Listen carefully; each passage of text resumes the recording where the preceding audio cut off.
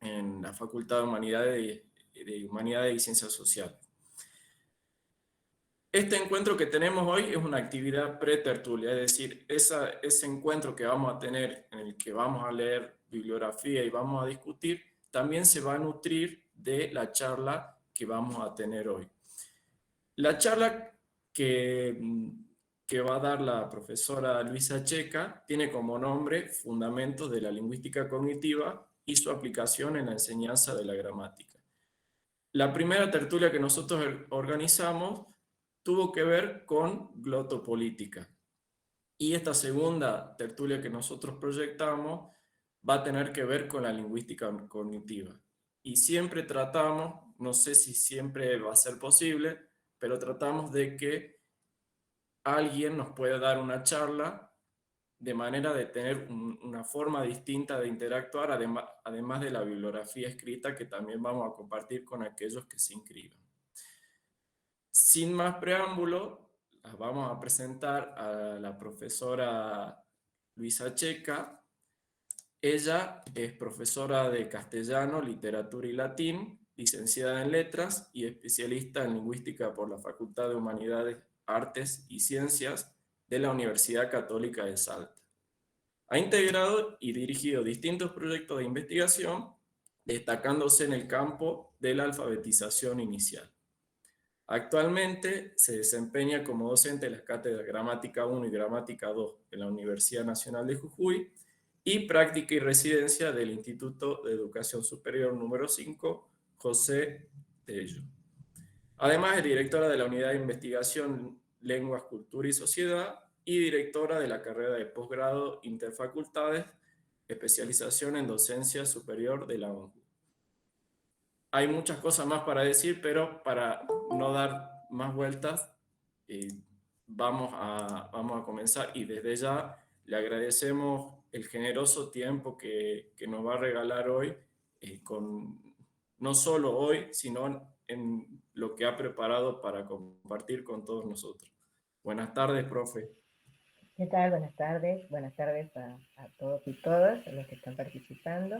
Agradecerles la invitación, muy generosa, por cierto, y me gustó lo que dijiste, es un espacio de aprendizaje colaborativo, donde todos creo que nos planteamos preguntas acerca de los temas, los cuantiosos temas que aborda la lingüística y en especial la gramática, que son todos temas de abordajes complejos, con muchas teorías, con muchos enfoques, y bueno, hoy vamos a precisamente ver uno, el de la lingüística cognitiva, en vinculación con la gramática cognitiva y una gramática pedagógica sería, ¿no es cierto?, en este caso.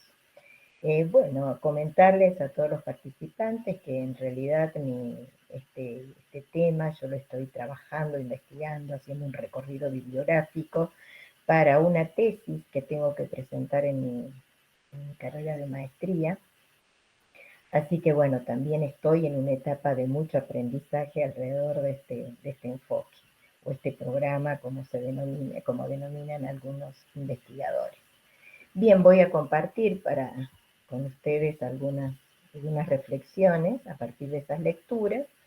Y bueno, me gustaría que las preguntas, o si quieren interrumpir, si quieren que les aclare algo, si quieren conversar o discutir alguna cuestión que haya planteado, tienen que levantar la mano simplemente. ¿Qué tal? ¿Cómo les va?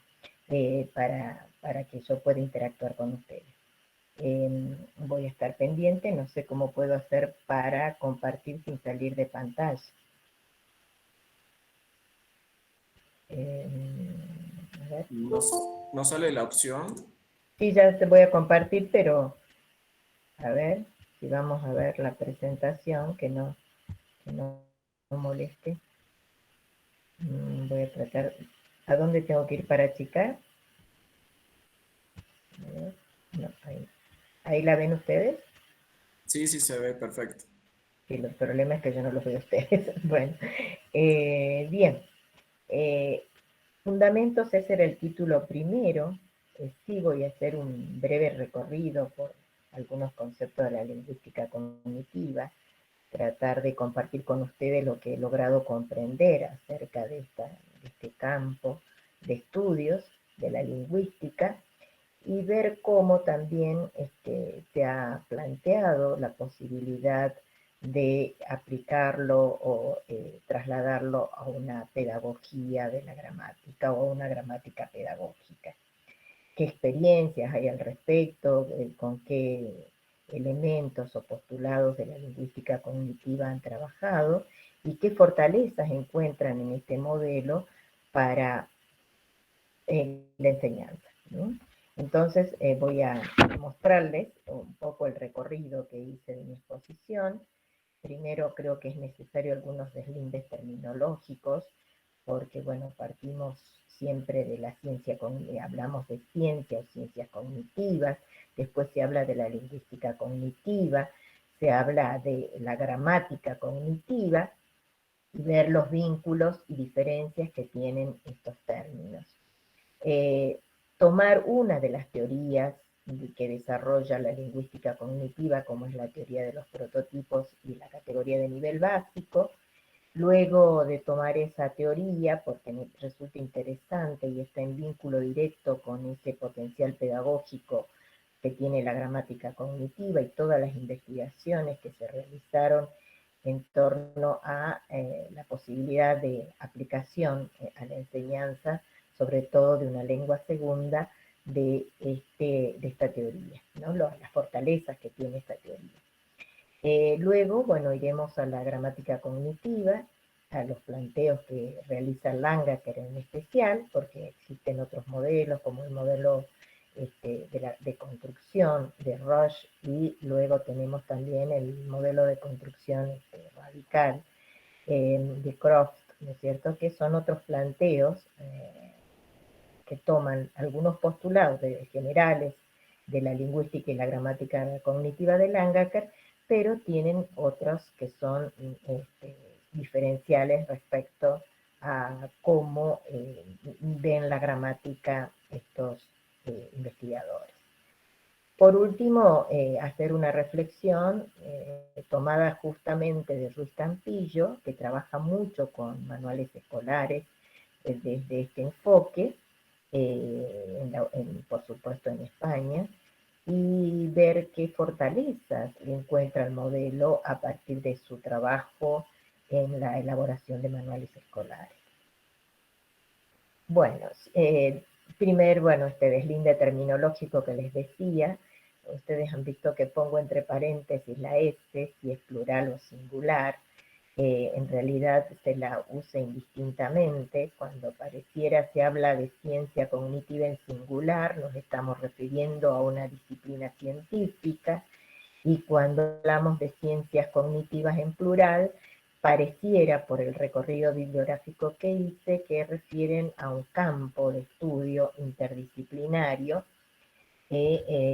como lo ven acá, Taggart, que ustedes lo van a ver, al autor allí que voy citando, un campo de estudio interdisciplinario, que se ocupa, dice, de encontrar explicaciones, o sea, no solamente de escribir un fenómeno lingüístico, sino de encontrar explicaciones alrededor del problema del funcionamiento de la mente en la variedad de situaciones que vivimos a diario los seres humanos.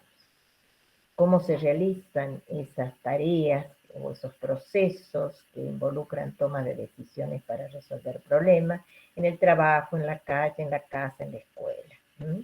Entonces interesa saber cómo funciona, ¿no es cierto?, la mente en el momento de resolver un problema. No solo describe, como decía, las estrategias empleadas para aprender o resolver problemas, sino que además explica cómo se llevan a cabo esas operaciones o procesos mentales. También da cuenta de aquellas, o sea, no solamente da cuenta de aquellas operaciones que dan buenos resultados, sino lo interesante es de aquellas operaciones que no resultan eficaces, que son decisiones equivocadas o que llevaron a resultados poco felices. Entonces también deja claro que se estudian ambas estrategias.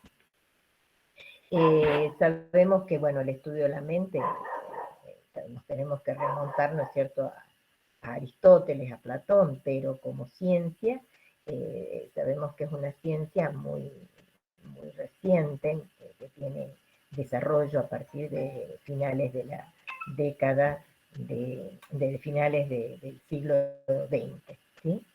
Bien, ahora de cómo se desprende, digamos, esta lingüística cognitiva de esas ciencias cognitivas, donde vimos que es un campo interdisciplinario en el que aporta o también confluyen estudios sobre la filosofía, sobre la psicología, las neurociencias, la inteligencia artificial, bueno, la lingüística, por supuesto, y la antropología.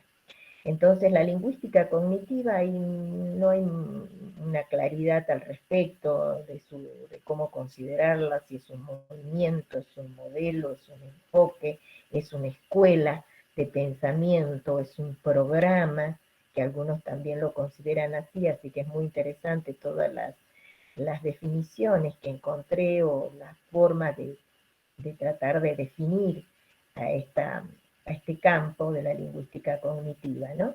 Yo tomé, ahí tienen el autor, Antoñano Valenzuela, Javier Valenzuela, que ahí me pasó el año, pero el año de publicación del libro es 2002, que tratan de recuperar todo lo construido alrededor de este campo de estudio. Un libro muy recomendable porque, bueno, justamente está pensado para estudiantes o personas que tienen que usar los postulados o quieren aplicar estos postulados a trabajos de investigación. ¿Sí? Entonces, muy recomendable.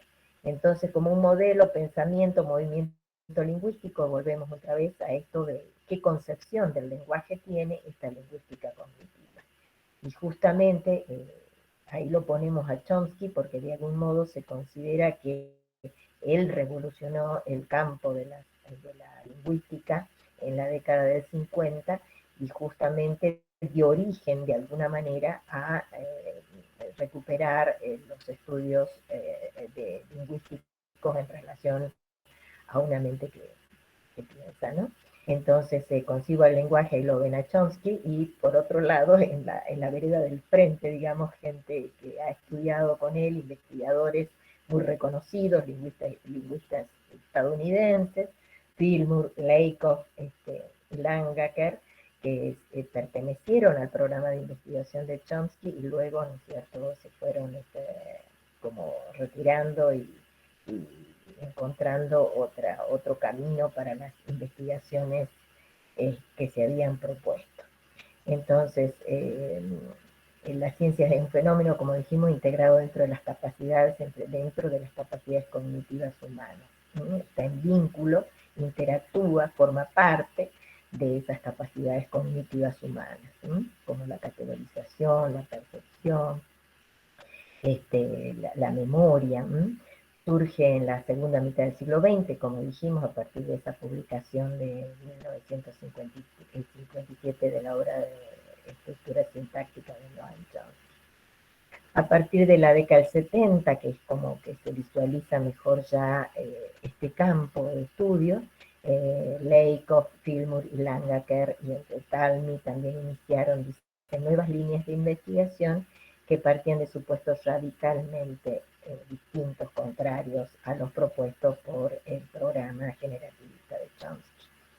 Entonces ahí podemos pensar que esos son los orígenes de este movimiento, de este modelo o enfoque, o como decidamos llamarlo. ¿Qué problemas aborda la lingüística cognitiva? Problemas, bueno, referidos a la categorización conceptual, y allí, ¿no es cierto?, se genera la teoría de teorías que explican esa categorización, la teoría de los prototipos y de las categorías de nivel básico, desarrollada sobre todo por una psicóloga cognitiva que también se denominan así a los que deciden asumir programas de investigación que tengan como marco estos estudios. Entonces se la llama psicóloga cognitiva, a Eleanor Roche.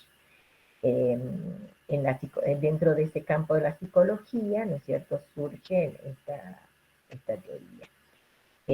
problemas también sobre los modos de organizar y almacenar el conocimiento dentro de una concepción enciclopédica de la semántica, es decir, no solamente una concepción lingüística, como se venía trabajando en el programa generativo de Chomsky, sino también considerar esa concepción enciclopédica, esos saberes de la experiencia, del contacto con el entorno, con el mundo físico. Entonces, bueno, ahí justamente esa semántica que no solamente entonces recupera un saber semántico propiamente dicho, o lingüístico propiamente dicho, sino también un saber enciclopédico. Y otra cuestión, también otro problema que aborda es la conexión que existe entre esa conceptualización, categorización, los razonamientos, esas categorías conceptuales enraizadas que hacen posible el aprendizaje de otras mucho más abstractas, más complejas, y qué relación o conexión tienen también con la experiencia sensorial y motora del hablante, ¿no? Que tiene el hablante respecto del entorno. Allí surgen teorías como la teoría de los espacios mentales, la teoría sobre la metáfora y la metonimia conceptual de Lakoff y Johnson. En cuanto a los problemas para los modos de organizar y almacenar el conocimiento, bueno, justamente ahí está la semántica de los marcos, que también es una teoría dentro de esta lingüística cognitiva de Langer, de 1900. Ustedes miren las fechas en las que estas teorías se desarrollan, y bueno, justamente es en la época, en la década de los 80, donde comienza todo el periodo de expansión de la lingüística cognitiva, ¿no? Bien, estas entonces son los problemas que aborda la lingüística cognitiva, donde el hablante, ¿no es cierto?, es considerado como un constructor de la realidad, un conceptualizador del mundo.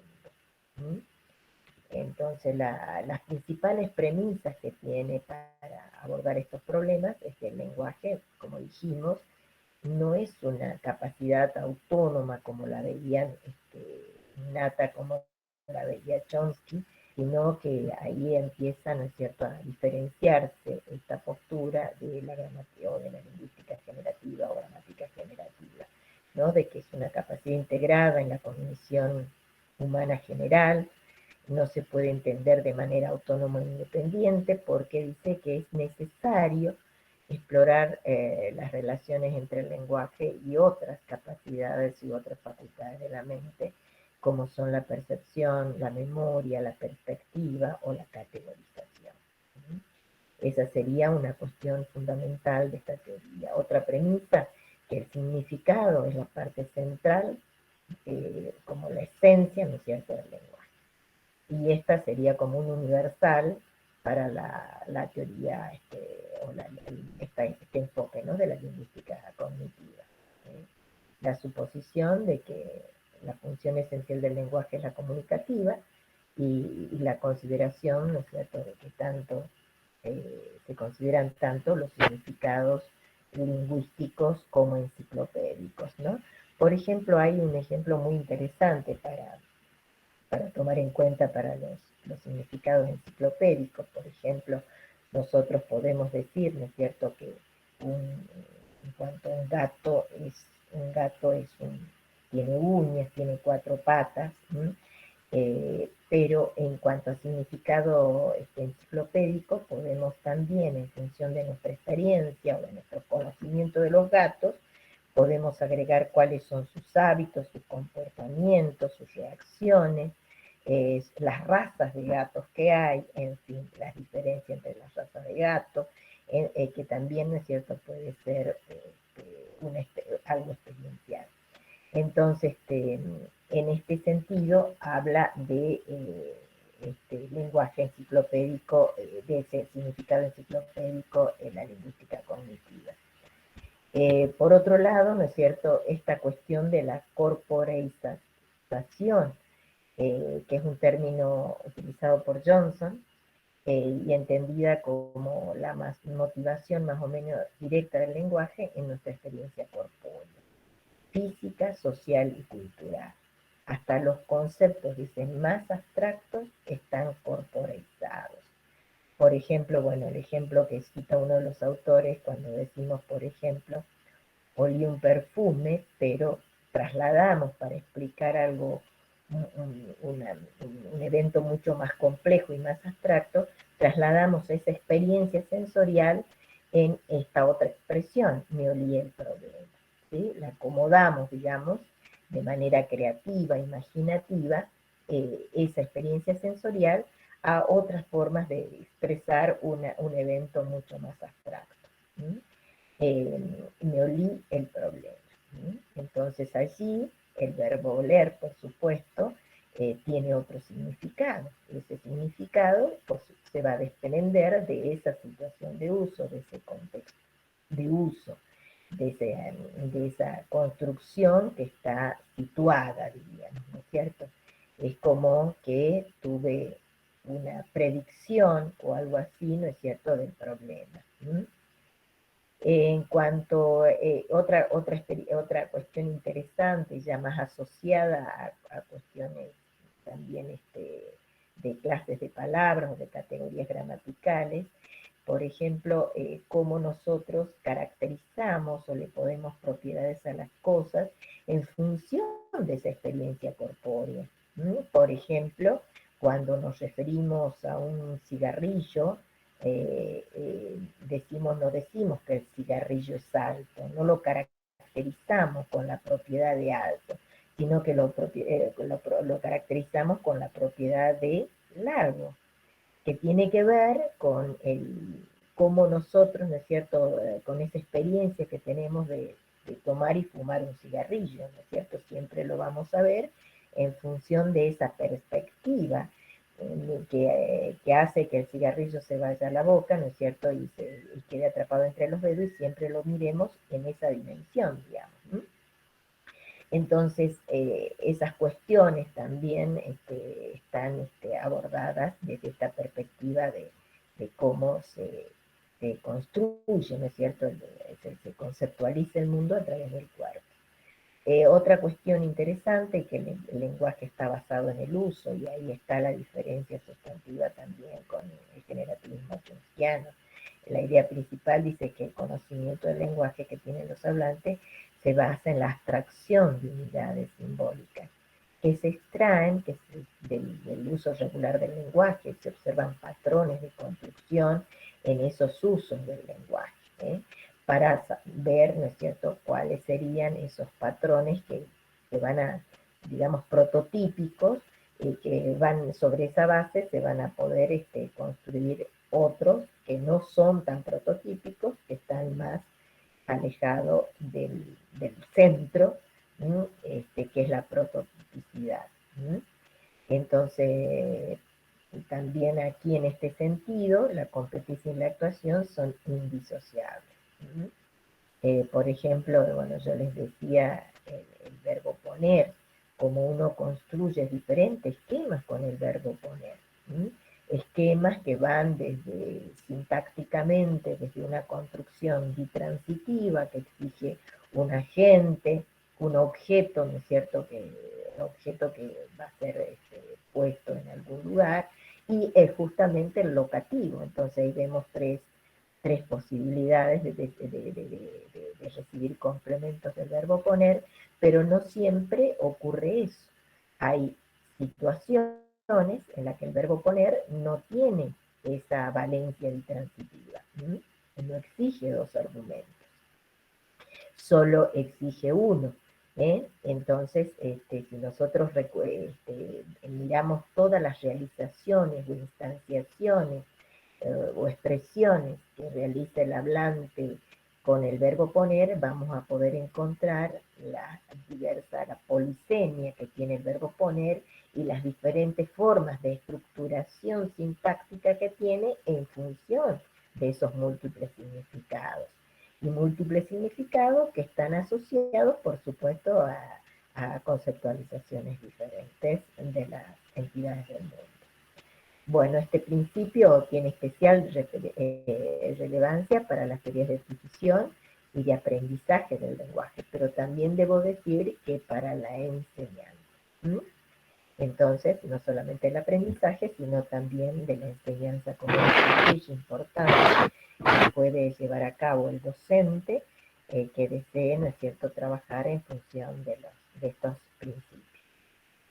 Otra cuestión interesante que he encontrado es que en la lingüística cognitiva se presta mucha atención a las cuestiones espaciales, por esto mismo de la corporalización.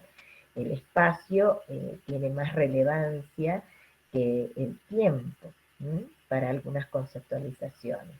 Entonces, el espacio es lo visible, lo tangible, donde se mueve, ¿no es cierto?, nos movemos los seres humanos.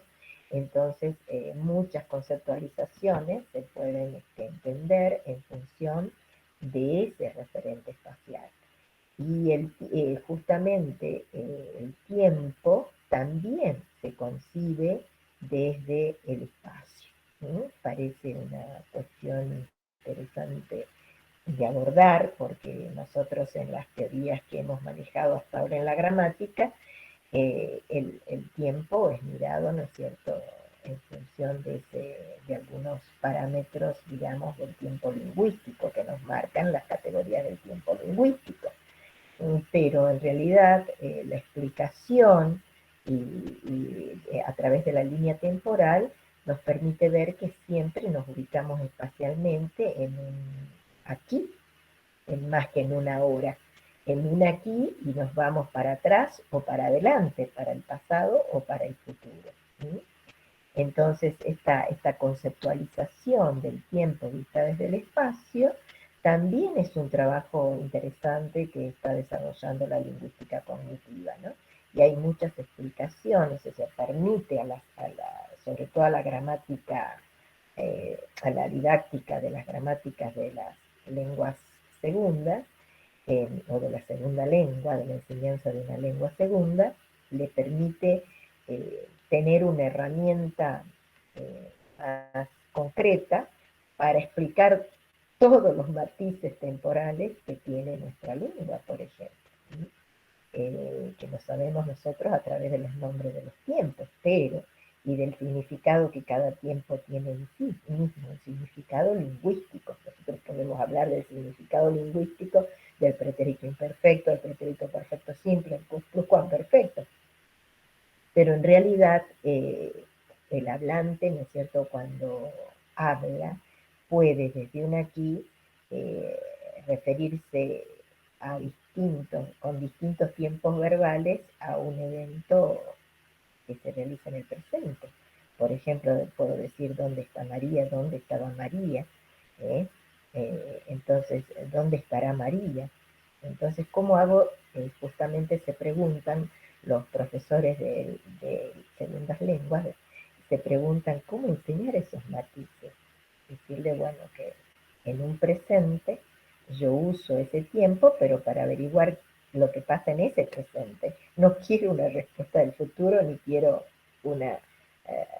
algo que pasó en el pasado, hacer referencia a algo que pasó ya, ni algo que pasará. Simplemente estoy pidiendo una información de algo que es actual, que está en función de esa simultaneidad temporal, ¿no es cierto?, entre lo que expreso y en el momento en que lo expreso. Entonces, estas cuestiones que se hablan en la lingüística, en la gramática tradicional, que hablan de los usos lúdicos, por ejemplo, del pretérito imperfecto, cuando decimos juguemos a que yo era Tarzán y que vos eras, qué sé yo, el zorro. Entonces, ese era, que en realidad está haciendo referencia a juguemos a que somos. ¿Sí? Entonces, en ese momento nos convertimos en esos personajes. No es que nos convertimos en esos personajes en un pasado, sino que lo vamos a hacer en este ahora. Esos matices temporales son muy difíciles de explicar en una lengua segunda. Y justamente, como se trata de un modelo basado en el uso, esta lingüística cognitiva permitiría, a partir de una noción del espacio, o desde la corporalización del espacio, poder explicar esos matices de los tiempos verbales, ¿no? Eso es muy interesante de investigar y de indagar. Hay algunos, no diría muchos, pero hay ya algunos trabajos referidos a esto.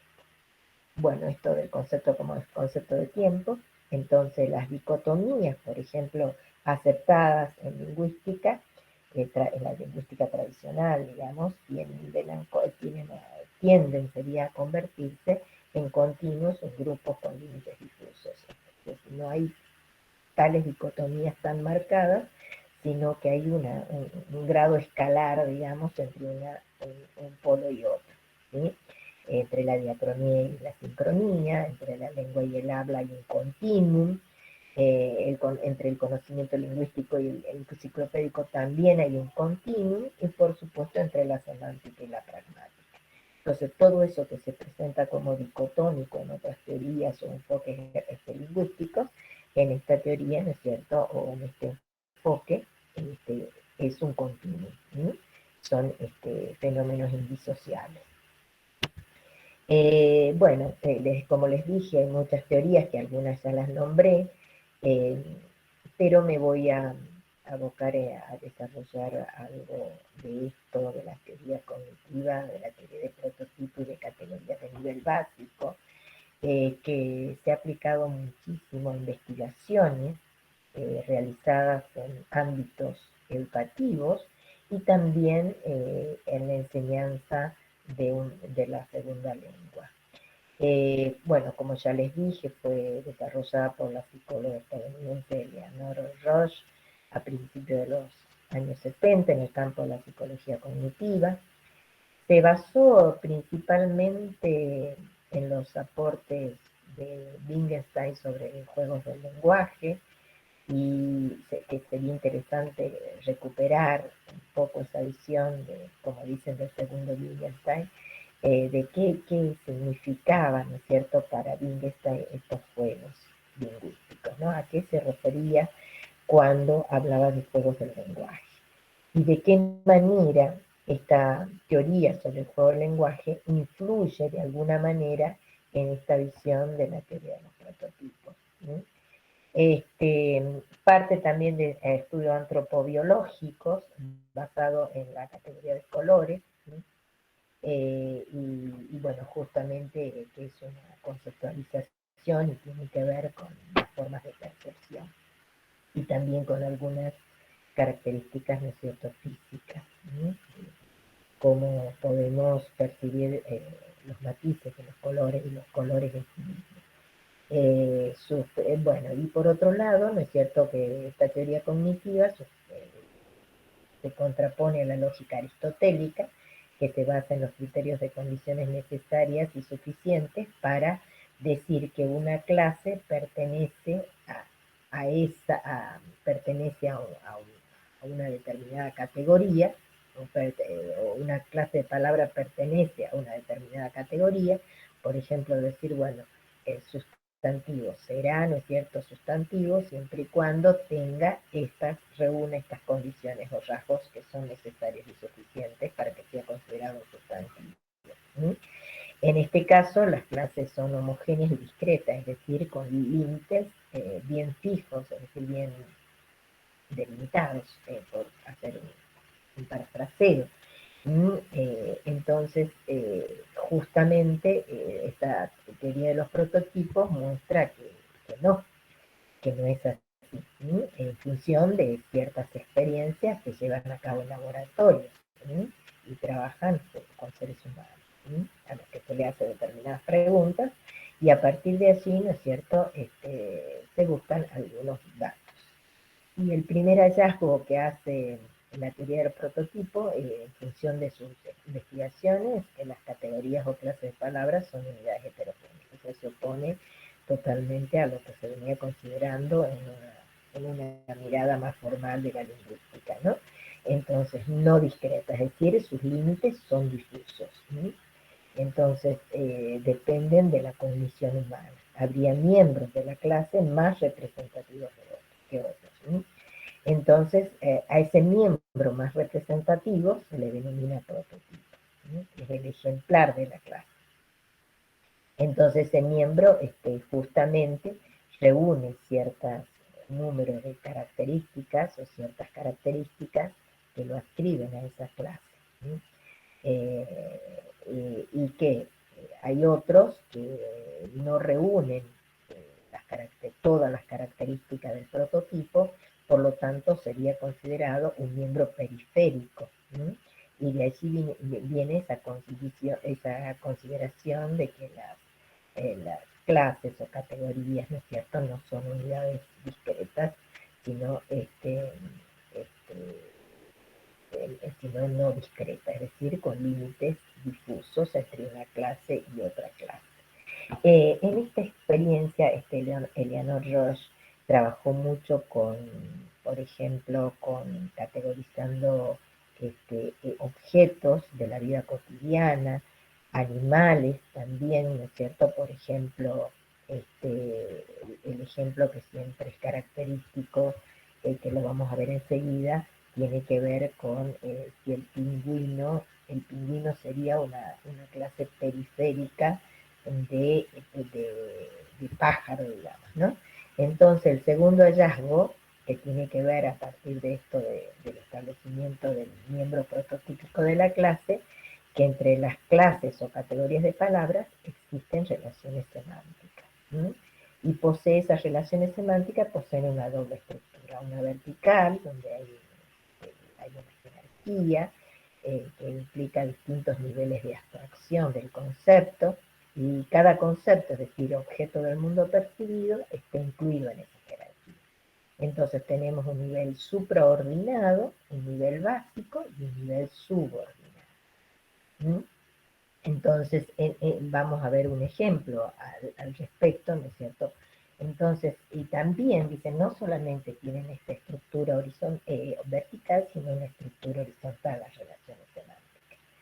Por ejemplo, en el mismo nivel, como en el nivel subordinado, habría más o menos miembros prototípicos o conceptos prototípicos. ¿Sí?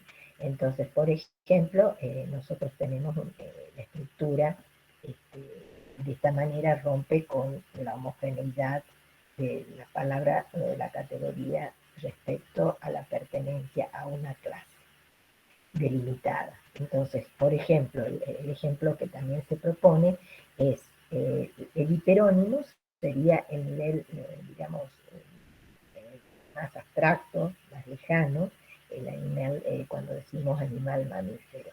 El gato, que sería una especie de animal mamífero, ¿no es cierto?, que sería el nivel básico, y el hipónimo, es decir, los tipos de gato, tendríamos en el nivel subordinado. Entonces, el gato, por ejemplo, bueno, tenemos gatos siamés, gatos tonquinés, y así podemos ver todos los tipos de gatos. Entonces, en ese nivel de hipónimos, digamos, de una relación hiponímica, ahí tenemos, ¿no es cierto?, una cohiponimia, en el sentido de que gato siamés y gato tonquinés comparten algunos rasgos comunes con el prototipo, pero también algunos rasgos diferenciales.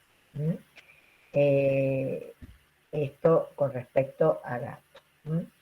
Entonces, los conceptos del nivel supraordinado, es decir, donde están los hiperónimos, que se ven pocos atributos comunes, pero muchos diferenciales, lo que hace difícil justamente su aprehensión, implica un nivel más amplio de abstracción. Mientras que las categorías del nivel básico se incluyen en mayor cantidad de acciones, mayor cantidad de acciones verbales, es decir, por ejemplo, se encuentran expresiones, el gato trepó al techo, el gato come un pedazo de pescado, el gato, pero no se escuchan decir el animal mamífero come pescado, el animal mamífero, ¿no es cierto?, trepó al techo. Entonces, en ese sentido, estas categorías del nivel básico se llaman así porque, bueno, justamente son las que más se usan, son las que primero se aprenden y se corresponden justamente con objetos percibidos en el mundo real. generan lo que se denomina dentro de esta teoría economía cognitiva, se reconocen rápidamente, poseen un alto nivel de generalidad y un máximo de contenido informativo.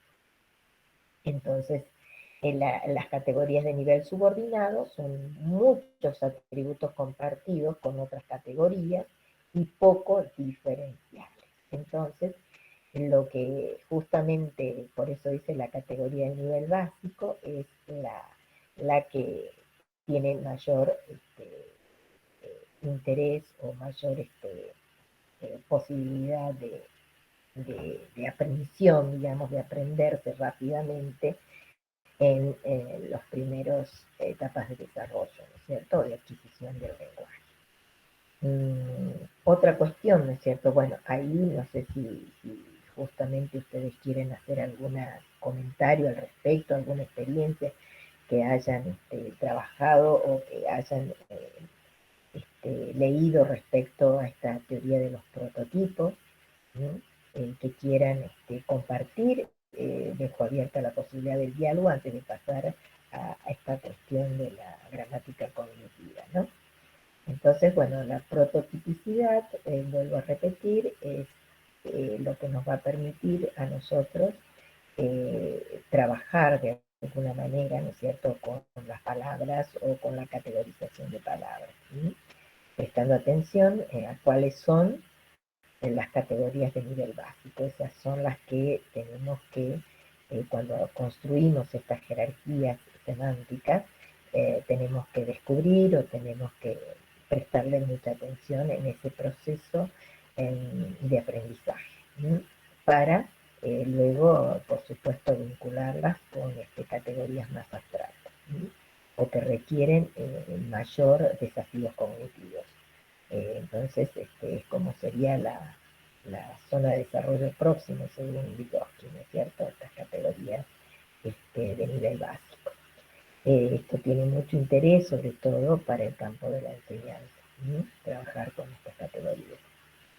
Es decir, con aquellos esquemas más vinculados con el mundo, con la percepción, digamos, del mundo real, ¿no?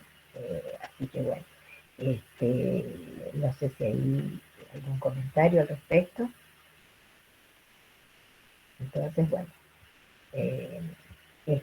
la cuestión, bueno, sería descubrir el prototipo, ¿no es cierto?, de acuerdo a las expresiones, que estudiamos, ¿eh? Ahí sería descubrir en todas esas expresiones, supónganse con el verbo poner, cuál sería la prototípica, ¿no? Y a partir de ahí, cuáles son las que se alejan de esa prototipicidad y qué otros significados y qué otras características diferenciales tienen. Lo mismo ocurre, supónganse, con los usos de las preposiciones o los usos de ciertos adjetivos, con respecto, supónganse, también puede ser la prototipicidad con respecto a algunas construcciones, con respecto a algunas construcciones, muchas gracias, Raquel, con respecto a algunas construcciones bitransitivas, es decir, como hace la gramática de la construcción, digamos que cuál es la prototipicidad, o sea, qué es lo que se espera de una construcción bitransitiva, y cuáles serían, ¿no es cierto?, los miembros periféricos de esa bitransitividad, los que ponen, digamos, de alguna manera, límites difusos entre si es bitransitivo o no lo es. Entonces, lo podemos trabajar tanto en cuestiones morfológicas, en cuestiones semánticas, en cuestiones sintácticas, el vínculo entre las tres, digamos, como bien dice esta teoría. Así que bueno, en gramática hay mucho para ver sobre este tema. Bueno, y luego vamos aquí a una gramática cognitiva, es decir, pasamos de una ciencia a una lingüística y luego a una gramática. Que también hay estudios referidos a esto, hay avances que se están realizando en función de estos modelos, sobre todo el de Langacker, que luego, bueno, tiene mayor desarrollo, mayor expansión en cuanto a otros estudios o investigaciones que lo han empleado para sus análisis. Utilizan mucho la gramática, los presupuestos de la gramática cognitiva de Langer. Y como les decía, luego tenemos la gramática de la construcción y la gramática de la construcción radical de Cross, que son otros modelos también de la gramática cognitiva. En este sentido estamos hablando de la de Langer, que justamente Ibarrete y Antuniano Valenzuela, ¿qué dicen de esta gramática cognitiva? Que le otorga un papel central al significado, como toda la lingüística cognitiva y las ciencias, ¿no? En el análisis lingüístico. Asume que todos los aspectos gramaticales llevan asociado una carga significativa, que está convencionalizada por el hablante. Es una lexicogramática, es decir, entre una semántica y la gramática existe un continuo, y que tiene su basamento en el uso, donde se realizan estructuraciones conceptuales. Estos constructos hacen que una misma situación pueda ser concebida de diferentes perspectivas. Esto es lo interesante para considerar. Por ejemplo, si nosotros decimos Juan escribió una carta, acá ¿qué está pasando? Estamos poniendo el acento en el agente. El agente, y por eso lo ponemos en la primera posición. Luego decimos una carta fue escrita por Juan. En esta caso, la perspectiva es mirar la carta, o puede ser inclusive, en este caso, el paciente, o sea, ahí habría una mirada diferencial con respecto a la primera. En la primera ponemos el acento en el agente, acá, ¿no es cierto?, organizamos el evento o lo estructuramos a partir del paciente, que es la carta. Y por supuesto, la estructuración prototípica con la frase verbal, ¿no es cierto?, y el complemento agente a continuación. Y por último, fíjense en este caso, que pareciera que es similar al anterior, pero tiene otra diferenciación. Ustedes la pueden descubrir, dice una carta escribió Juan. Fíjense cómo pronuncio yo esta estructuración. Digo, una carta escribió Juan. ¿Qué estoy haciendo así? ¿Qué significado estoy transmitiendo en esta reestructuración del evento? ¿Qué opinan ustedes? Si quieren pueden dejarme los mensajitos ahí. Bueno, fíjense ahí, una carta. Entonces, ¿qué hago yo? Hago una focalización, porque puede ser que en esa situación donde yo estoy usando esta expresión, se ha presentado, ¿no es cierto?, un problema de duda o acerca de qué es lo que escribió Juan. Entonces, o justamente puede ser que Juan nunca haya escrito una carta. Entonces, hago una especie de focalización en ese objeto directo. Entonces, el énfasis y la primera posición, el énfasis es exactamente, ¿no es cierto? Exactamente, Ivana. Es decir, tiene otra estructuración, menos prototípica, puede ser a la esperada, ¿no es cierto?, de que siempre sea el agente el prominente en la expresión. En ese sentido, sería menos prototípica. Entonces, exactamente, Ivana, exactamente. Por eso te digo, la expresión prototípica sería la prominencia la tiene la gente cuando utilizó un verbo de acción. En cambio, cuando ya empiezo a trabajar con otros tipos de reestructuraciones donde la prominencia no la tiene el agente, en sentido semántico, en el sentido semántico del término, entonces ya se vuelve menos prototípica. Y recuerden ustedes que va a tener otro significado. Entonces, por más que, fíjense, son las mismas palabras, digamos, puestas en diferente orden, y es que estoy diciendo cosas distintas, ¿sí? Estoy significando cosas distintas. Entonces, allí es interesante esta cuestión de poner en situación a los estudiantes En el término tema lo primero es la nueva información. También, ¿no es cierto?, el tema de la topicalización o de la organización informativa, de la oración, donde tenemos en cuenta que el tema es lo conocido y el rema es la información nueva, ¿no es cierto?, también puede ser dicho. Otras expresiones, por ejemplo, decir, bueno, la carta está sobre la mesa, la carta está, qué sé yo, en vez de decir está sobre la mesa, decimos está en la mesa, ¿me entienden? No decimos sobre la mesa, decimos está en la mesa. ¿Qué pasaría en esos casos? También hay una reestructuración, hay otra alternativa para expresar eso. Y no es lo mismo decir en que sobre. ¿Mm? Entonces allí está la cuestión de los significados que se transmiten en cada reestructuración que hago de ese mismo evento. O sea, todas las alternativas que me brindan justamente los elementos disponibles en una gramática para poder reestructurar ese significado que les quiero transmitir a ellos. ¿Mm? Esto es muy interesante cuando analizo, bueno, en este caso tomé cuestiones, oraciones descontextualizadas.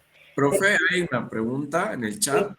sí, discúlpame, no la Pregunta veo. Raúl, Sí. pregunta Raúl, dice, ¿se podría decir como en términos de tema y rema que lo primero es la nueva información y lo segundo, información conocida o dada por sentado? En cuanto, es que ahí ya estaríamos, ¿no es cierto?, en cuanto a la estructura informativa, ¿no es cierto?, depende quién lo diga. También ahí estamos frente a enfoques. Es decir, hay enfoques que dicen, ¿no es cierto?, que eh, no importa la posición, importa esto, que el rema es lo no conocido y el tema lo conocido, ¿sí? Entonces, pero por ejemplo, Halliday, ¿qué dice respecto al tema y rema? Y que pueden ocupar cualquier posición. Pero Halliday dice que el tema siempre va a ocupar la primera posición. Y habla justamente de que cuando no es, digamos, el tema esperado, que es la prominencia de la gente, ¿sí?, que va a cumplir la función de sujeto sintáctico, sino que es otra construcción, que puede ser, por ejemplo, un grupo preposicional, puede ser un adverbio, ¿sí? Entonces, ese tema sí va a seguir siendo tema, pero ya no es un tema no marcado, es decir, un tema esperado, un tema prototípico, sino que es un tema marcado. Y que cuando ese tema marcado, ¿qué me está diciendo a mí? ¿Mm? Me está brindando una información que debo descubrir, porque no es lo mismo, ¿no es cierto?, un tema marcado que un tema no marcado. El tema marcado tiene un plus de información que el hablante debe inferir, que debe deducir, ¿no es cierto?, de esos elementos que están puestos de esa manera en la expresión. Así que, de acuerdo a lo que vos decís, Raúl era, Raúl, disculpen, Sí, sí, Raúl. la cuestión sería el enfoque. ¿Mm? Hay enfoques, como te digo, que sí consideran que no importa la posición, ¿sí?, sino la información que transmite. Y de otros, como el de Halliday precisamente, dicen sí importa la posición. Lo que está en primera posición es tema, y lo que aparece después es rema. ¿Mm? Ahora, será tema marcado o no marcado, de acuerdo a la prominencia del, sí, exactamente, dentro de la sistémico funcional, ¿no es cierto? Estamos hablando desde ese enfoque. Por eso les digo, bueno, todo abordaje de algún contenido dentro de la lingüística o la gramática en particular, siempre está atravesado por una cuestión de enfoque. ¿Mm? Entonces tenemos que ver, no podemos decir si sí o no, porque realmente no es así. No tenemos respuestas, digamos, taxativas, sino que podemos decir según el enfoque, según el prisma o ¿no es cierto?, con los ojos o la perspectiva desde la cual se observe o se mire o se explique el fenómeno. No sé si satisfecho tu pregunta, pero muy interesante, muy interesante. Entonces ahí, bueno, gracias Raúl. justamente cuando yo digo, una carta escribió Juan, fíjense, ahí hacen también una diferencia entre foco, ¿no es cierto?, y tópico, ¿sí? Que algunos consideran que es igual que tema rema, pero son dos conceptos diferentes. Entonces, cuando focalizo y pongo, utilizo inclusive otras herramientas que tienen que ver, que están más allá, digamos, de la expresión lingüística, que tiene que ver, ¿no es cierto?, con la prosodia, con la entonación, con la marca acentual que yo le doy a esa, a esa, a esa lectura, ¿no? Que también es una conceptualización, que también se aprende a partir del uso, de experiencias de uso. Cuando alguien, por ejemplo, te pide varias veces la misma cosa, entonces vos decís, un lápiz te dije que me pasaras. Entonces, bueno, ahí ya con una expresión de enojo, ¿no es cierto? Porque me harté de que me pregunte lo mismo, entonces hago foco en la información que realmente quiero que el otro comprenda, aprenda y pueda interactuar conmigo y sea eficaz esa interacción comunicativa. Así que, bueno, acá hay mucho para indagar.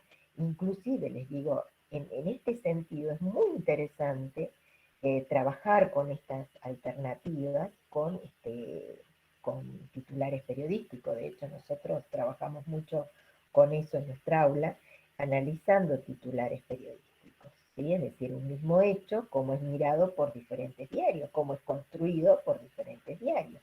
El mismo hecho no lo construye de la misma manera, por ejemplo, un diario Página 12, que un diario El Clarín, que un diario La Nación, u otro diario, ¿no es cierto?, que circule por el mundo. Es muy interesante mirar eso. Hasta hace poco nosotros estuvimos trabajando con sí, sí, exactamente la voz pasiva, que es la que pusimos ahí, la voz pasiva, donde ahí hay un cambio de perspectiva, es decir, de atención, ¿sí? Es decir, dónde estoy yo poniendo la atención, donde lo que es paciente se transforma como en la figura, ¿no es cierto? Y lo demás sería el fondo. En cambio, en Juan escribió la carta, Juan es el, el, la figura, digamos, ¿no? Lo que percibo como más relevante en la situación que tengo que dar cuenta. Entonces acá esto es maravilloso para trabajar, ¿no es cierto?, en un aula desde, desde esta perspectiva, ¿no? A través de, por supuesto, enunciados efectivamente realizados.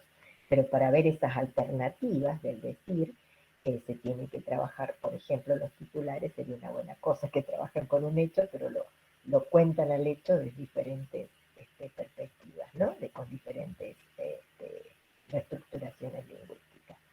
Entonces, en la gramática cognitiva de Langacker nosotros tenemos 3 unidades que son indisociables, ¿no? Las unidades semánticas, fonológicas y las unidades simbólicas, que son justamente las que van a enlazar a las otras dos. Y concibe las categorías lingüísticas como categorías complejas y polisémicas. Esto que decíamos hace rato, ¿no? Con la variedad de alternativas de uso. Los significados no están aislados unos de otros, sino que van a formar redes conceptuales en las que se establecen, dice, conexiones o relaciones semánticas, como habíamos visto en un primer momento en la teoría prototípica, una relación de hiperonimia y hiponimia, de extensión, donde se categoriza, o de meronimia, ¿no es cierto?, parte todo, de extensión, donde se categoriza un concepto periférico que es mucho más difícil de caracterizar con respecto al prototipo, y de esquematizaciones, que yo puedo a partir de esa caracterización de un objeto periférico, es decir, que no es común, que no es el prototipo esperado, yo voy a generar un nuevo concepto mucho más abstracto de esa clase. Por ejemplo, cuando tenga que caracterizar un pingüino, por ejemplo, y diferenciarlo de pájaro. O bien, por ejemplo, a la ballena como mamífero, que sería un ejemplo también que se analizó, ¿no es cierto?, como periférico con respecto a los mamíferos, que generalmente si hacemos, han hecho de hecho la experiencia de ver tipos de peces y justamente han puesto la ballena y a la ballena la han puesto en el último lugar con dudas si era o no era mamífero, porque todos la tenían reestructurado el concepto de pez como que vive debajo del agua, ¿no es cierto? Entonces ahí se contraponía al concepto de mamífero que se consideraba únicamente o reestructurado el concepto como los que viven, ¿no es cierto?, fuera del agua. Entonces allí había que hacer una acomodación, digamos, una reestructuración conceptual respecto a ese miembro periférico de la clase de mamíferos. Entonces, como que se produce una nueva esquematización, y eso, por supuesto, es aprendizaje, conocimiento, es información. Bueno, con respecto a otras cuestiones, la gramática, dice, es parte de la cognición humana, coincide plenamente con la lingüística, tiene naturaleza simbólica y cada elemento posee significado. Posee significado que presupone un sustrato conceptual, un constructo y habilidades imaginarias. Entonces, dice, la creatividad del hablante no está, la creatividad está en el hablante y no en la lengua, como, ¿no es cierto?, de alguna manera la conceptualizaba la gramática generativa. Entonces acá justamente el ejemplo ¿no? No es lo mismo cuando nosotros decimos esto, me olí un problema y olí una flor. No sé, vamos a encontrar muchas metáforas conceptuales que justamente nos ayudan a ver, a explicar fenómenos, fenómenos mucho más abstractos, menos, digamos, que no tienen esa tangibilidad, esa realidad en el espacio en el que nos movemos, a través de conceptos que hemos construido a partir de nuestra experiencia. Otra cuestión, entonces, dicho esto, ¿no es cierto?, la gramática, haciendo un pequeño así, ¿cuál sería el potencial pedagógico entonces de la gramática cognitiva? Y el principal potencial lo ha tomado la didáctica de las lenguas extranjeras. Y les aconsejo ahí seguir a Reyes García Llopis, que trabaja mucho con este tema. Ella habla de que es importante porque, a ver, esto que a veces no consideraban los que enseñaban una lengua segunda, ¿no es cierto?, que se debe producir una enseñanza contrastiva entre la lengua materna y la lengua, ¿no es cierto?, que se va a enseñar. Que justamente, ¿no es cierto?, siempre se pensó que un aula de idiomas tenía que ser, que tiene que hablarse siempre en el idioma que se está aprendiendo, no en la lengua materna. Esto es al revés. Esto es al revés, totalmente al revés, fíjense, que eso es lo interesante de esta teoría, ¿no? Que dice que es una enseñanza desde una perspectiva constructiva, se buscan patrones prototípicos para ver rasgos comunes entre la lengua materna y la lengua que se pretende aprender, y rasgos diferenciales, ¿eh? Se empodera al estudiante porque él justamente es el que tiene que buscar esos patrones en función de ese conocimiento previo que tiene de su propia lengua. El aula se hace más dinámica, se memoriza porque hay que memorizar, por ejemplo, hay muchas cuestiones que hay que memorizar de una lengua, ¿no es cierto? Cuando decimos, por ejemplo, que es un trabajo muy tedioso, pero siempre le decimos a los chicos, ella tiene que conocer cuál es el pretérito pluscuamperfecto, el pretérito perfecto simple, eso ya nosotros no se lo vamos a enseñar, ya lo tienen que tener memorizado. Pero, ¿cuál sería acá la diferencia? Que se memoriza, pero comprendiendo. Es decir, primero viene la comprensión y luego la memorización. Entonces, esta cuestión es interesante de este paradigma, ¿no? Y bueno, que tiende puentes entre las dos lenguas, y esto implica una reducción del metalenguaje. No es que estamos aprendiendo algo distinto, sino que estamos aprendiendo en función de un metalenguaje compartido. Entonces, la lengua materna se vuelve aliada y no una enemiga, como muchas veces se la ha considerado en la enseñanza de una lengua segunda, ¿no? Entonces dice, me encantó esto que dice Reyes, que justamente lo que se trata de descubrir cuando se está analizando, ¿no es cierto?, construcciones de una lengua segunda, es el ADN cultural de una lengua, es el ADN cultural de una lengua. ¿Sí? Entonces, no se trata justamente lo que esta didáctica promociona o promueve, es que se trata, que justamente, ¿no es cierto?, se aprende también a partir de recursos, digamos, lo verbal, descubrir el significado de lo verbal, también puede aprenderse a partir de otros recursos como gráficos o imágenes esquemáticas, ¿no? Comprender todo un enunciado a partir de esta imagen esquemática. Y luego ver cómo se la codificó lingüísticamente. Una misma situación también puede expresarse, bueno, esto que ya dijimos, con distintas estructuras léxico-gramaticales, eso también es una riqueza, un aporte que hace la gramática cognitiva y es un potencial pedagógico.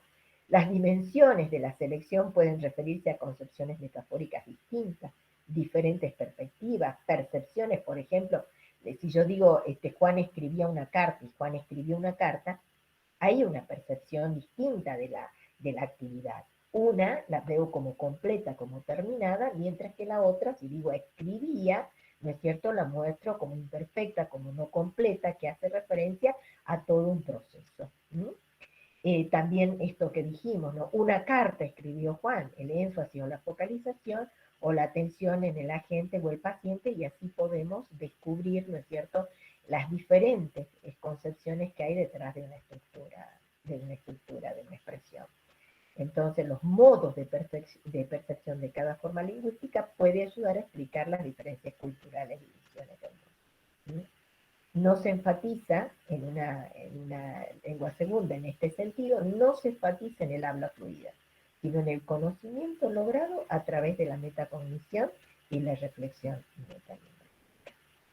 Eso es lo que esta teoría, ¿no es cierto?, realmente dice. Entonces, Luis Campillo, que también se ha dedicado mucho a la construcción de manuales en función de esta teoría, entonces dice, que requiere, dice, un profesor cognitivo, va a ser un profesor que enseñe de acuerdo a estos tres movimientos, dice, ¿no? Es decir, pasar del objetivismo al experiencialismo. Dice, la imagen no ofrece la lengua no ofrece una imagen objetiva de la realidad, ¿no es cierto? Por lo tanto, toda regla basada en la relación directa entre lengua y mundo no pasará nunca de ser eso. Entonces, al contrario, la lengua representa la realidad, tal como el sujeto la percibe. Es una percepción, es una conceptualización del mundo, es una construcción. Tal como el sujeto la percibe y quiere que la perciba el oyente. Entonces, dice la gramática, está destinada a favorecer diferentes perspectivas representacionales de un mismo hecho objetivo. Pasar de la forma al significado, entonces no opera solo sobre la forma, ¿sí?, sino que tiene que existir un continuum entre el léxico y la gramática, entre la forma y el significado, y esa unidad simbólica que hace las veces de enlace. Y de pasar de la norma al uso, es decir, no pasar de una gramática prescriptiva que diga qué es lo correcto o lo incorrecto, sino que desprecie todas las formas periféricas, sino que al contrario, que tome los aspectos de la actuación. Y en este sentido, y todas las variedades de las distintas variedades de lengua. Y esto es muy interesante, sobre todo, ¿no es cierto?, cuando el docente corrige, cuando el docente evalúa. Entonces es muy importante ver, ponerse en el lugar digamos, del conceptualizador, del que armó esa estructura, y ver qué quiso comunicar. Fíjense que casos como el dequeísmo, que se lo veía como un defecto del habla, ¿no es cierto?, como un defecto de la lengua, como un error, como una construcción, ¿no es cierto?, que no era lo esperado, es un caso periférico, no prototípico, digamos, del uso del que con un verbo dikendi, ¿no es cierto?, de una subordinada con un verbo dikendi. Dijo que, y puedo decir, dijo de qué. Entonces, esa construcción, dijo, de que ya no es valorada de manera negativa, sino que por el contrario, debe uno investigar cuál sería la diferencia de percepción entre decir dijo que o dijo de que. ¿Mm? Entonces, esto tiene mucho impacto en esa, como le digo, en esa concepción que de alguna manera nos marcó a fuego a todos los que aprendimos, ¿no es cierto? Con una gramática más tradicional, más estructural, tenemos que como reestructurar nuestra mente en función de estas nuevas premisas que nos ofrece la lingüística cognitiva. ¿Mm? Entonces, como para ir cerrando ya, ¿no es cierto? Entonces hay muchos temas complejos que se han podido encontrar una mejor explicación a partir de la consideración de los postulados de la lingüística cognitiva. Por ejemplo, acá les doy algunos casos, ¿no? Los artículos, cuándo, por ejemplo, usar la determinación, cuándo la indeterminación y cuándo, por ejemplo, no se determina. ¿Mm? Entonces, este estudio de los artículos y para explicar, ¿no es cierto?, el español como una segunda lengua, desde la gramática cognitiva tuvo mejor desarrollo, igual que los tiempos verbales, la diferencia entre un perfecto y un imperfecto, los modos verbales, las clases de palabras, y sobre todo, ¿no es cierto?, la construcción del nominal, que es muy interesante, y ahí se las recomiendo a Borges, la polisemia de las estructuras, Soledad Funes, los verbos deíticos de movimiento, salir y entrar, ¿no es cierto?, que tienen un uso prototípico y un uso periférico, las oraciones con cláusulas incrustadas, como por ejemplo estas que los verbos vicendi, ¿no es cierto?, que tienen como complemento o pueden tener como complemento directo una cláusula incrustada, que va, ¿cómo les puedo decir? Que va precedida por una conjunción que, complementante, y la prominencia sintáctica de la gente por sobre el paciente. Es decir, hay muchos temas complejos que han tenido mejor abordaje en la enseñanza de una segunda lengua a través de los postulados de la gramática cognitiva. Y a manera de cierre dejo esta reflexión de Llopis García, ¿no es cierto?, que dice, no se trata, por ejemplo, de hablar del sistema verbal en términos de cómo se forma, qué significa y cuándo se usa, sino de entender por qué ocurre y qué es lo que el hablante quiere expresar cuando selecciona una forma lingüística concreta y no otra, que tal vez puede ser la prototípica. ¿Mm? Entonces, esto a modo de reflexión, a modo de cierre, porque estoy mucho para decir todavía, pero es lo que recorté para compartir con ustedes. Muchas gracias por la atención y bueno, no sé si hay preguntas o cuestiones que quieran ustedes compartir o conversar. Muchas gracias.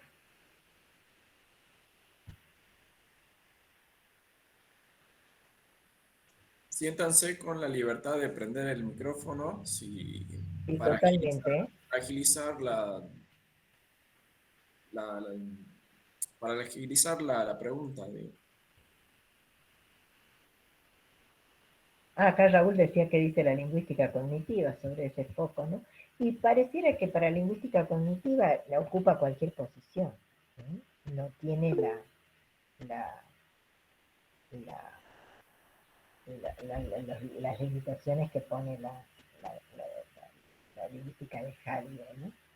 No, muchas gracias, Patricia.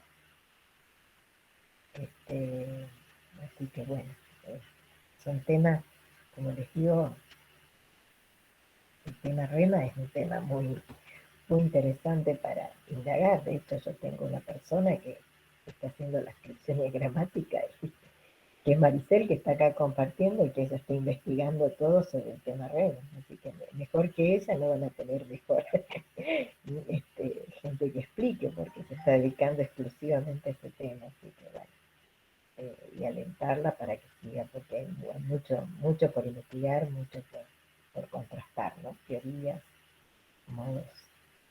de ver el fenómeno. Muchísimas gracias por la exposición, la verdad es que estuvo buenísima. Nada más me queda preguntar si considera por ahí que esta respuesta de los alumnos de Chomsky a hacer estudios de lenguaje es eso, como una forma de contestar la lingüística generativa, o es como parte del mismo programa. Y no, trataron en un principio con la semántica generativa de Fillmore, ¿no es cierto? Parecía hasta estar dentro del mismo programa, pero buscaron de alguna manera hacer la diferencia, y es ahí cuando, porque ellos veían que la lingüística de Chomsky no le prestaba atención al uso, ¿sí? Al uso justamente a esa cuestión sociocultural, ¿no es cierto? Las cuestiones estilísticas, como dijimos, las cuestiones discursivas, digamos, de la lengua, ¿no? Y que veía la cuestión de la gramaticalidad o agramaticalidad de una construcción en función de esas estructuraciones sintácticas. Le ponía poco acento a esta semántica enciclopédica. Entonces ahí es cuando ellos tratan de buscar otro programa que diera cuenta de esos significados que no se consideraban en el programa de Chomsky, ¿no? Y aparte Chomsky puso mucho el acento en la sintaxis, en los principios, en las reglas de formación o de estructuración de una expresión, ¿no es cierto?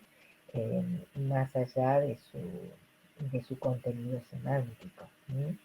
En cambio, esta teoría pone mucho el acento en esas redes conceptuales de significado, cómo están asociados, digamos, los significados de una misma entidad, ¿no? A otros significados de otras entidades, y que tienen que ver con esos significados que el hablante construye en función de su experiencia. No todos, por ejemplo, esto como para hacerte un ejemplo muy obvio, no todos tienen la misma experiencia, por ejemplo, con un concepto como decir, qué sé yo, un concepto de mesa, ¿no? Es decir, puede haber ciertas diferencias socioculturales de acuerdo a cómo uno vive en el entorno, ¿no? Cómo considera que debe, por ejemplo, interactuar con ese entorno. Nosotros, por ejemplo, sí, creo que todos podemos tener claramente el concepto de mesa, pero hay sociedades o comunidades donde la mesa no entra en su cultura, digamos, ¿no? Entonces, tienen otra forma, otro significado para otras acciones que ellos hacen distintas a las que nosotros hacemos con alrededor de la mesa. ¿Mm? Entonces, esto es lo interesante, yo creo, ¿no es cierto?, de, de esta teoría, ¿no? Y esa experiencia corpórea, donde entran las emociones, no solamente las sensaciones, sino en cómo nosotros las manejamos y concebimos el espacio. Bueno, muy interesante. Bueno, eso también, exactamente, si vos le decís una palabra, ¿no es cierto? O tenedor a una persona que no tiene idea de lo que es un tenedor. ¿Cómo le explicas a una persona el concepto de tenedor? Por ejemplo, a los que comen con dos palitos o a los que comen con la mano. ¿Cómo sería explicarle el concepto de tenedor, de cuchara, de cuchillo? ¿Mm? Entonces hay un trabajo muy interesante en el nuevo escriturón que justamente propone una consigna de invención que tiene que ver con esto, ¿no? Es decir, explicarle a otra persona un concepto, digamos, que no lo tiene reestructurado porque en su modo de vida, en su experiencia cotidiana, en su mundo, no está, ¿no es cierto?, esa entidad, no existe esa entidad. Entonces, justamente decirle cómo explicarle qué es un tenedor a una persona que usa dos palitos para comer. ¿Sí? Entonces, esto es, fíjense, ¿no es cierto? Nosotros no. Ahora, bueno, la globalización nos ha hecho ver cómo se come con dos palitos, pero para nosotros es impensado comer la sopa con 2 palitos, ¿no? Y hay personas que lo hacen, pero con un proceso distinto, ¿no? Entonces, esto yo creo que es lo que el aporte de la lingüística cognitiva al lenguaje, ¿no? Como el concepto de conceptualización, de categorización, de que parte de esa concepción del hablante como una persona que conceptualiza en función de su experiencia vital. Buenas noches, profesora. Hola, ¿qué tal, Jorgelina? Muy bien, me ha encantado la charla, muchísimas gracias. Profesora, yo quisiera hacerle una pregunta. En el caso del análisis de las frases verbales, desde esta teoría de los prototipos, por ejemplo, en la frase verbal, cerraron filas o tomar el pelo, que ambas vienen de un contexto de la guerra. En cuanto a cerraron filas, en la actualidad se la utiliza en el contexto político, más que todo, o también en el futbolístico. ¿Cómo se puede explicar? Bueno, sería un hipónimo, serían, por ejemplo, la palabra cerraron filas. ¿Cómo se puede explicar esto desde la teoría de los prototipos? Bien, mira, interesante tu pregunta porque, mira, primero el concepto de frase verbal, ¿viste? Es el que se va a mover. Porque nosotros la frase verbal, ¿cómo la tenemos tipificada? Como algo que está, una estructura, digamos, que tiene un verbo conjugado y digamos, un verbo no finito, no flexionado, ¿sí? Después tenés otras que tienen un elemento intermedio, ¿sí? Tenés otras, por ejemplo, que un mismo verbo puede volverse auxiliar en determinadas situaciones de expresión, ¿sí? Como el verbo querer, por ejemplo, ¿sí? Y por otro lado tenés estas otras expresiones que son modismos, que por ejemplo Barrenechea las consideraba grupos verbales, no las consideraba dentro de frases, sino que la considera modismo porque rompe con la estructura tradicional o de la prototípica, digamos, de verbo más verbo no conjugado, ¿sí? Entonces, ¿podemos considerarla periférica? Es la pregunta. Y yo creo que se podría considerar como los modismos, que son frases hechas, como vos decís, perder el tiempo, prestar atención, fíjate vos, prestar atención donde tenés un verbo y un sustantivo. Pero ¿cuál es el que tiene el significado prominente allí? Que vos le puedas decir, este es el núcleo y este es el que está dependiendo de ese núcleo. ¿Sí? Es que en este Entonces, caso, eso es lo que habría que explicar de esas expresiones. Yo creo que claro, sí es posible. No sería un caso prototípico, sería un caso periférico, ¿sí? Periférico, y habría que encontrarle la explicación, decir esto cómo se desemantiza de alguna manera el verbo y el sustantivo es el que le termina de construir, digamos, la significación a eso. Y aparte, en algunos casos, ¿no es cierto?, se transforma en una metáfora, en algo figurado. Porque, por ejemplo, si vos decís tomar el pelo, es algo figurado. Mientras que yo digo prestar atención, no lo es. Porque vos lo sí, podés sí, traducir a una forma simple, como decir atender. sí. Entonces sería el más periférico de los periféricos, digamos, en este caso, esos modismos, ¿no es cierto?, que están en una zona difusa entre ser considerados no frases verbales, sino o bien ponerlos como frase verbal, porque en realidad, fíjate vos, que prestar atención, todo prestar atención, va a seleccionar un determinado argumento, ¿sí? No solamente prestar, sino prestar atención. ¿Sí? Todo eso a mí me va a decir con qué otro elemento lingüístico lo voy a poder combinar. ¿Mm? O sea, me está brindando algunos significados que me van a ayudar a establecer una relación con otros elementos lingüísticos para reestructurar una expresión mucho más compleja. Así que creo que se puede considerar. De acuerdo En a usted. este caso, el ejemplo que usted ha dado Sí, sería como el más prototípico dentro de lo que se considera en la nueva gramática de la lengua española como frase verbal, y esto sería como más periférico, por más ejemplo, el periférico. cerrar Sí, sí. Es filas. decir, hay una escala, hay una escala. Sí, Eso es lo que dice. Del más prototípico, el ejemplar, digamos, el más representativo de todos, y después cómo se va produciendo, ¿no es cierto?, una diferenciación, o sea, tenés que encontrarle un rasgo.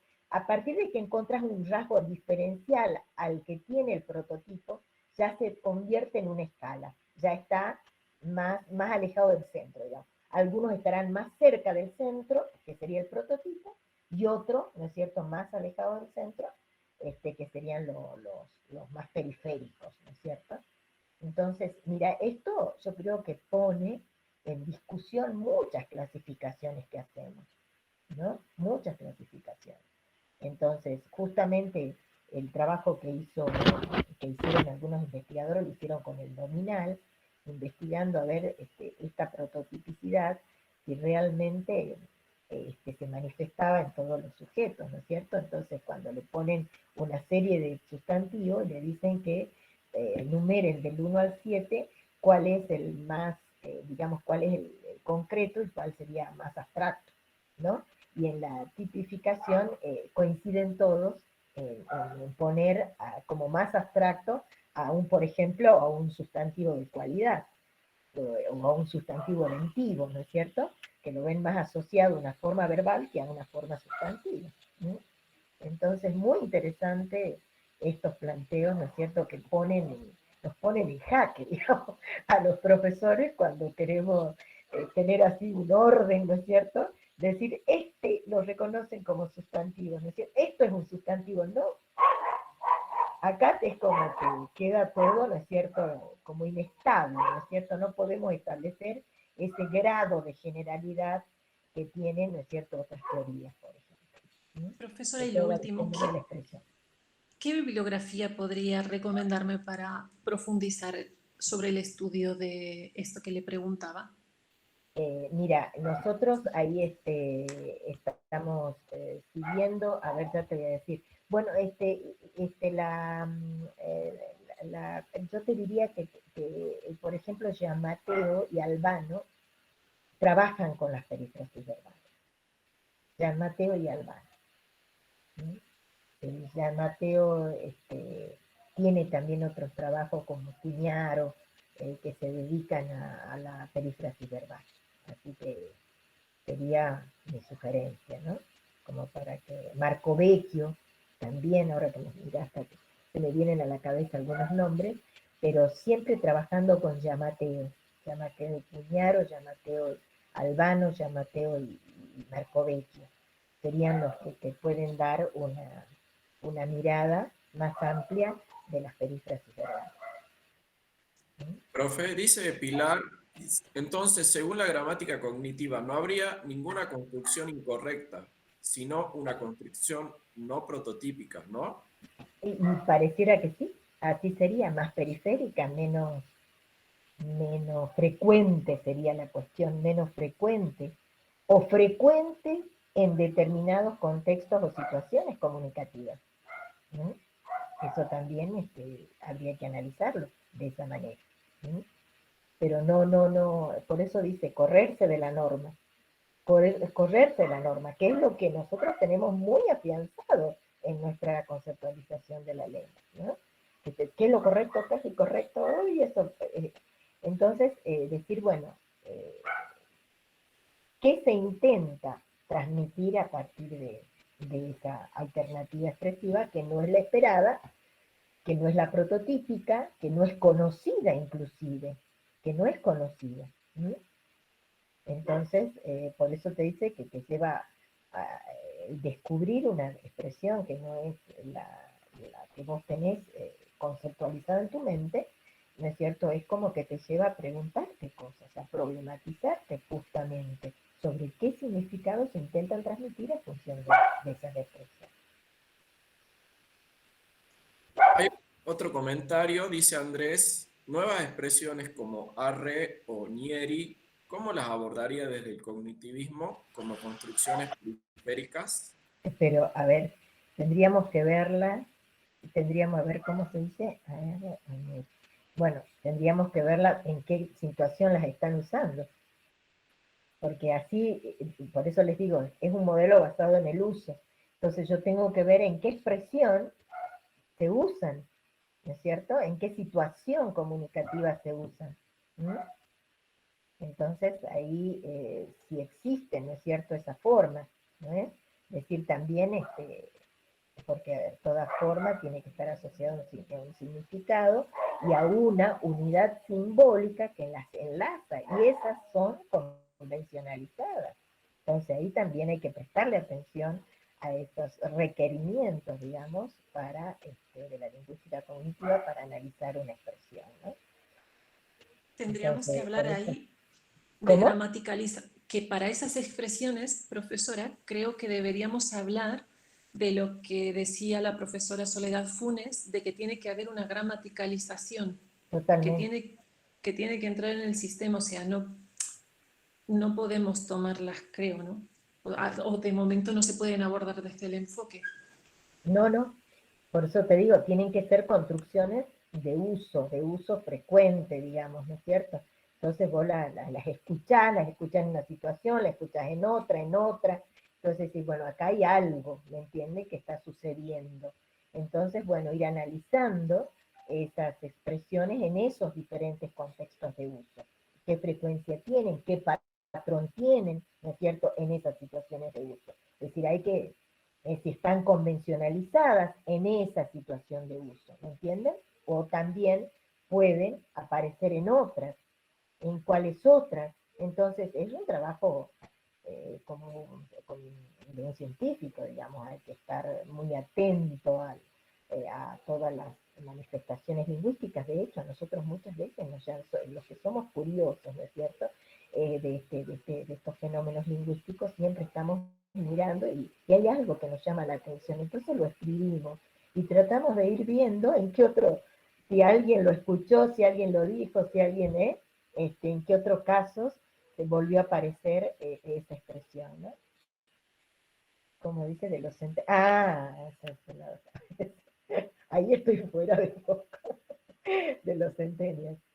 Claro, bueno, también hay esta otra cuestión de esos lenguajes que se intentan crear para grupos particulares, ¿no? Es decir, estamos ya con otro aspecto, digamos, otra comunidad de habla que habría que estudiar con mayor profundidad. ¿Sí? Así que bueno, sí, puedo estudiar fenómenos del lenguaje de una comunidad de habla en particular. ¿Sí? Así que eso, para eso les recomiendo la lingüística antropológica. ¿Sí? O sea, hay una lingüística antropológica que nos va a ayudar a conceptualizar mejor desde esa comunidad de habla esos eventos que produce y esas estructuras que producen en función de sus propios intereses o propósitos comunicativos, de sus conceptualizaciones del mundo. Así que bueno. Profe, una Sí, pregunta. Si bien el cognitivismo explica una mayor cantidad de fenómenos al salirse de la norma, ¿qué problemas desatiende o qué puntos flojos tiene en comparación con otras teorías? ahí, bueno, el tema de la categorización, del prototipo, yo creo que es la debilidad. ¿Me entendés? Es decir, esto, ¿qué consideramos prototipo, no? Por más, está muy general la conceptualización. Entonces, ahí creo que, por eso me encantó tomarla la teoría, porque la estoy estudiando y estudiando, y, y tratando de ver de qué manera uno puede trabajar desde ahí con algunas investigaciones que lleva a cabo, y bueno, ahí está, creo que algo que necesita ser constantemente reconstruido, ¿no? El concepto de prototipo, el concepto de, porque, por ejemplo, la pregunta que me hago siempre es si el prototipo es de acuerdo también a una concepción de mundo.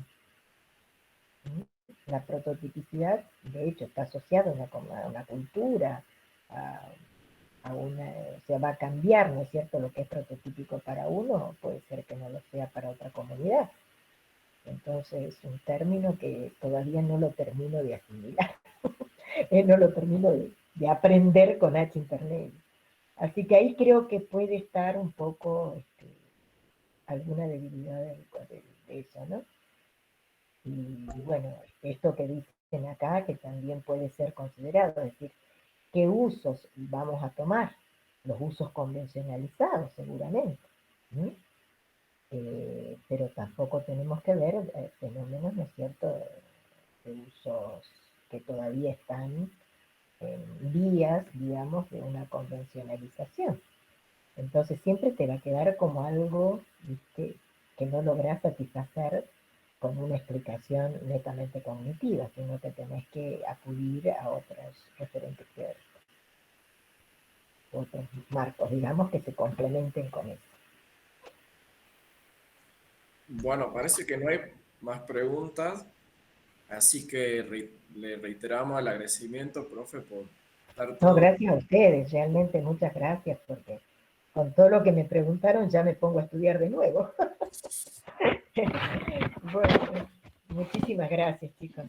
Y igual reiteramos la invitación a la tertulia. La tertulia se va a hacer dentro de 2 semanas, el martes 30, y para los que se inscribieron les va a llegar la bibliografía y también esta charla va a formar parte de la bibliografía, va a quedar en el Facebook del foro porque se está transmitiendo en la página del foro.